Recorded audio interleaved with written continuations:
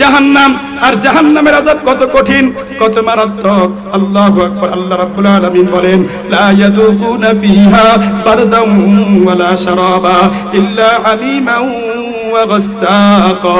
জাহান্নামীরা যখন জাহান্নামে চলে যাবে, জাহান্নামের শাস্তি ভোগ করতে করতে করতে করতে করতে করতে এক পর্যায়ে রব্বুল আলামিনকে বলবে, ওগো আল্লাহ, জাহান্নামের আযাবটা সহ্য হয় না, জাহান্নামের আযাবটা আর বরদাস্ত হয় না।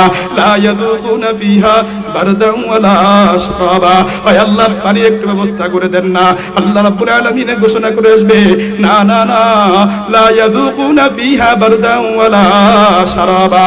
এরে বান্দা, তোমাদের জন্য কোনো ঠান্ডা পানীয়ের ব্যবস্থা নাই, কোনো আরামের ব্যবস্থা নাই, কোনো আল্লাহু আকবার ভালো কিছুর ব্যবস্থা নাই। কি ব্যবস্থা? ইল্লা হামিমান ওয়া গাসসাকা। রব্বুল আলামিন বলেন, তাদের জন্য শুধুই ফুটন্ত গরম পানির ব্যবস্থা থাকবে।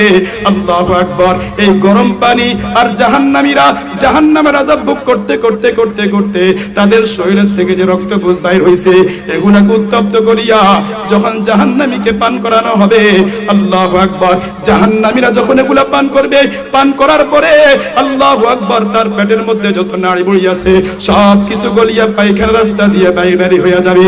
এই জন্য মুহতারাম হাজিরিন, আল্লাহ রাব্বুল আলামিন দুনিয়াতে পাঠাইছেন রবের গোলামি করার জন্য, রবের ইবাদত করার জন্য।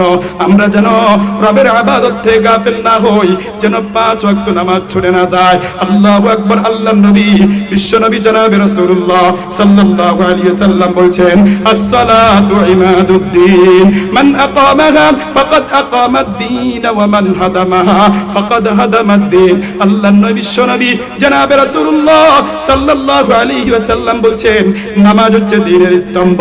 যে ব্যক্তি নামাজকে ঠিক রাখলো, সে দ্বীনকে ঠিক রাখলো, আর যে ব্যক্তি নামাজকে ঠিক রাখলো না, সে দ্বীনকে ধ্বংস করে দিল।